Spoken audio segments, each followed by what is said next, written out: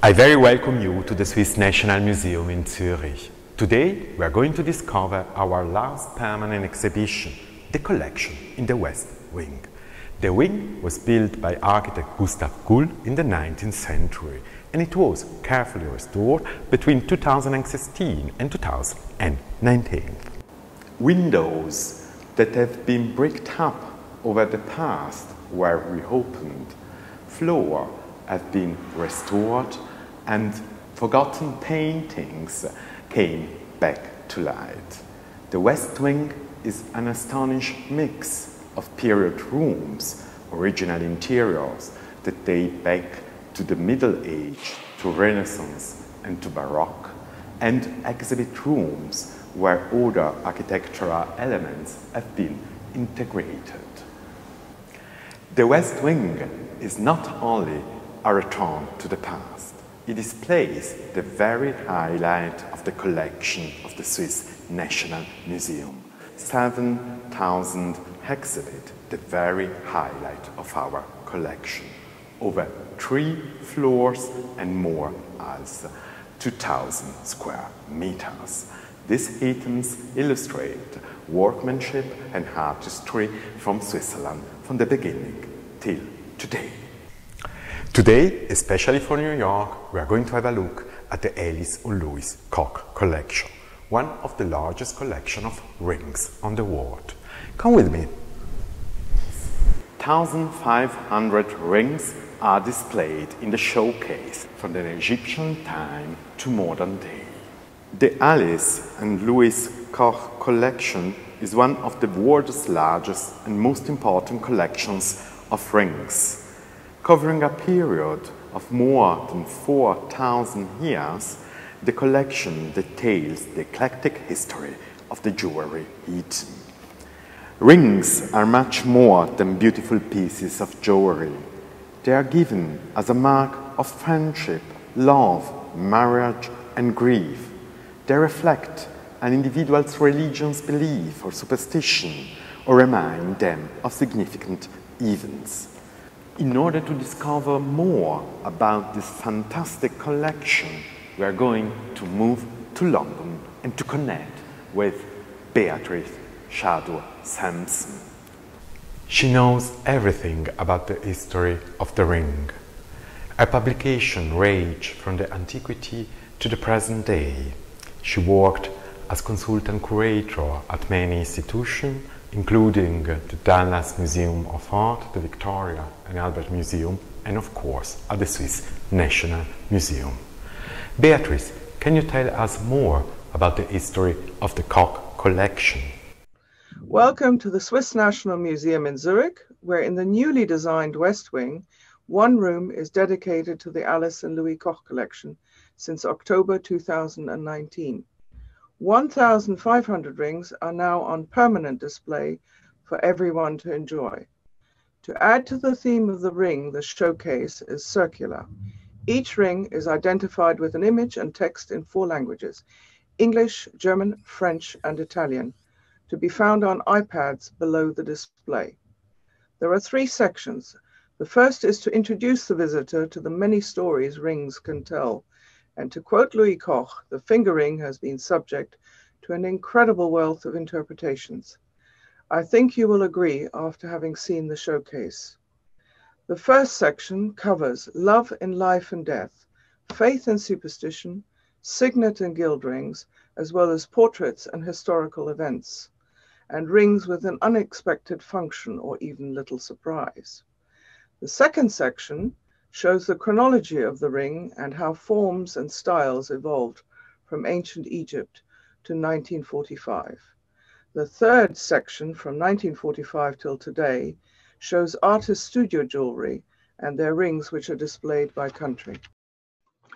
Let us begin with one of the most enduring themes in jewelry, and that is love. You may have expected a Victorian sentimental piece, a romantic story, but intentionally I'm showing you a Roman ring from about 200 AD. In fact, the Romans were the first to introduce betrothal rings as we know it today. Here you see a little mouse riding a beaver, which is drawn by 2 cocks.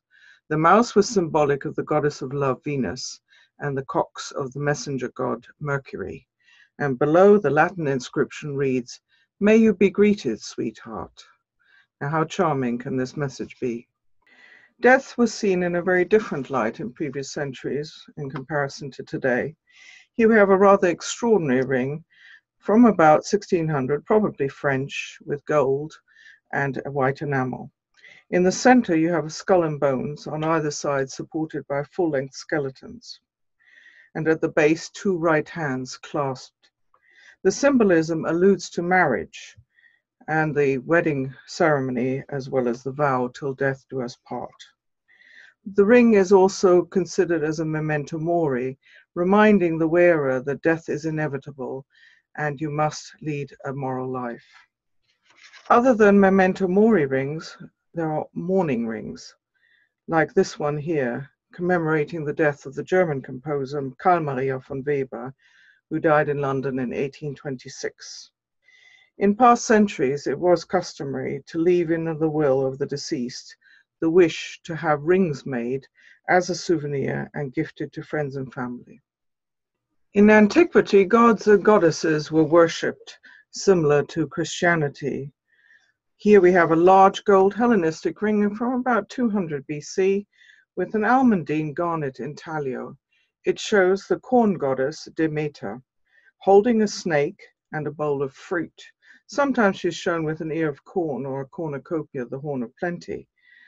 The corn goddess Demeter in antiquity was venerated as a mother goddess, similar to later in Christianity the Virgin Mary, and the ring was probably worn by a woman.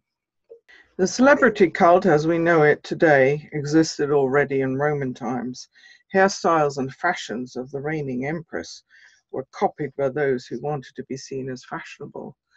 Here we have a heavy gold Roman ring from about 150 AD with a finely engraved portrait image of Faustina the Younger, wife of Emperor Marcus Aurelius.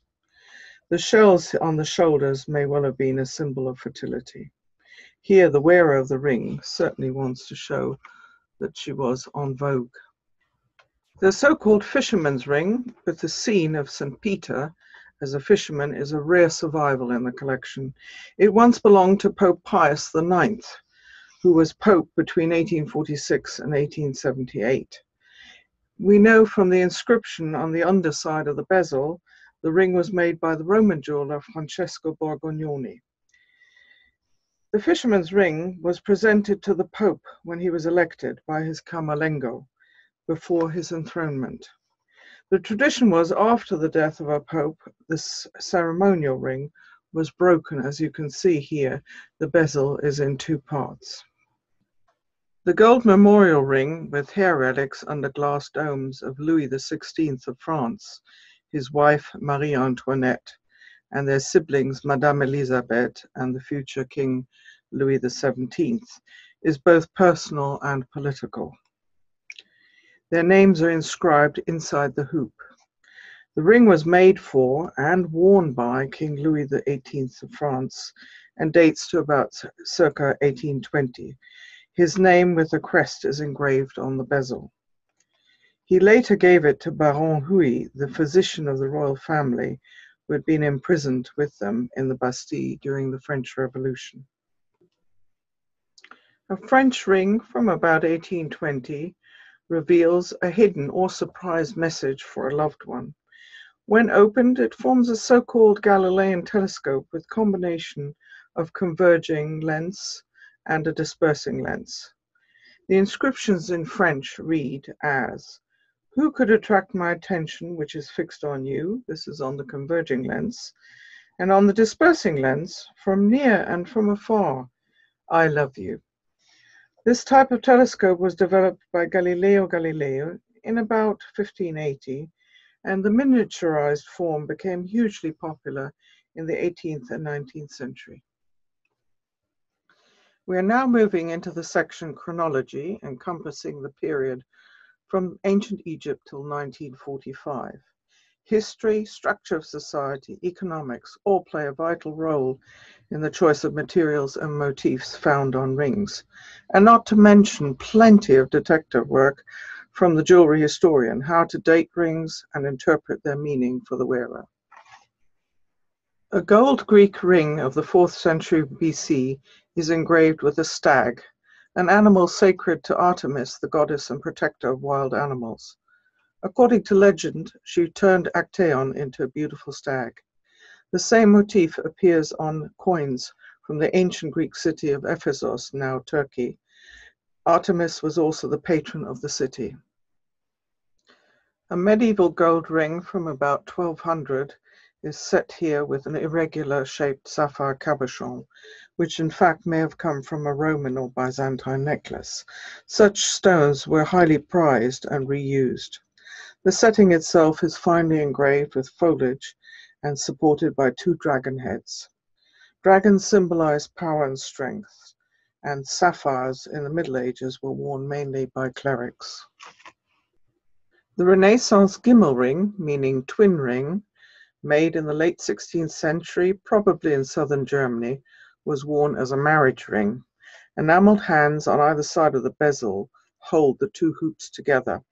The ruby stands for love and the diamond for virtue and constancy. When opened, the bezel reveals, inside, a miniature sculpture of a baby and a skeleton as a memento mori. The wearer is reminded of the inevitability of death and thus to lead a virtuous life. Engraved inside the loop are the marriage vows, whom God has joined, let no man put asunder. In Renaissance portraits, man or woman is depicted prominently wearing such rings and demonstrating their marital status. A gold love ring made in Paris between 1782 and 9 is surrounded by seed pearls. It has plaited hair of a loved one as background and is overlaid by an openwork gold silhouette with a rebus, or better described as a puzzle with images and letters. You can see the word je, followed by the musical note ré, and a wooden clog, which in French is sabot, and the letter T, which reads as Je revère sa beauté, I admire her beauty. Such rings were worn by both men and women. A dainty gold ring with enamel in the shape of an envelope from about 1830 to 40 reveals, when opened, a heart-shaped turquoise. Already in the Renaissance, the turquoise stood for love and friendship. The ring was probably a special and personal gift for a friend or lover. We now come to the 3rd section of the display, contemporary rings from 1945 till today. The artist jewelers represented in the collection are from all over the world. Thus, the rings are displayed according to their country of origin, either where the maker was born or has taken up residence. Unlike earlier periods, the choice of materials is diverse as never seen before, and the styles and stories are individual to the artist jeweler. Friedrich Becker from Germany was an aeronautical engineer. After returning from war heavily wounded, he changed his career to become a goldsmith. This technical background becomes evident in his kinetic jewelry, which he began making in 1965. Concealed and not visible to the eye, micro ball bearings and weights create optical illusions, which are set off by the movement of the body or here the hand. The invisibly set synthetic sapphire, cut to his specifications, gives the appearance of slipping off the bezel, which I can assure you it doesn't. And the disc also rotates, so we have here a double kinetic. The little corners of the square hoop with heavier ones on top give additional hold when worn. The ring with the title Mobile was made by the Italian artist jeweler Anna Maria Zanella in 2003. The gold here has metamorphosed into a kinetic microsculpture with mobile elements. Like many of her jewels, this ring bears autobiographical significance. For Anna Maria Zanella, the jewelry she makes is not mere decoration. She writes her story through her jewelry. Roger Morris from the United Kingdom created this box with an inserted ring in 1975. The lid of the box can be worn as a brooch. In the 1970s, the combination of acrylic with gold was quite unconventional and novel. The intention of Morris was to create a static work of art with removable jewelry to wear. His inspirations were Mayan structures and the designs of the Italian Renaissance architect Andrea Palladio. The gold ring with interlaced ribbons was made before 1998 by the pioneer of contemporary art jewelry in Japan, Yasuki Hiramatsu. He was trained in the ancient art of sword making and has transformed the traditional skills of metal chasing into his avant-garde designs. Here, the finely textured surfaces come alive when light reflects on the gold. Along the walls, there are 3 small showcases with oversized rings and ring sculptures. In the back here is a rare acrylic picture by Klaus Böhri from Germany with a detachable ring. He was inspired by swinging London and pop art. Even though hugely successful, Böhri gave up making jewelry in 1979 to become a sculptor. Here in the front of this showcase, and on a final note, is the Bali Cotton Bay ring made in the year 2000 by the American artist jeweler Marjorie Schick in her inimitable style and use of papier-mâché. She described her inspiration as follows. The spiraling forms are reminiscent of a memorable holiday in Ireland and walking on a winding footpath through tall grasses which ended in Ballycotton Bay. The Koch collection includes many more rings from American makers, so the Marjorie Schick ring is simply a temptation for you to come and see the display or enjoy the accompanying publication to the collection. This has been a sneak preview of the Alice and Louis Koch collection. We hope you will now be tempted to come to Zurich sometime in the not so distant future and visit the Swiss National Museum and the unique Alice and Louis Koch collection, which after 4 generations is now on public view. This book is dedicated to the history of the contemporary ring from the Alice and Louis Koch collection.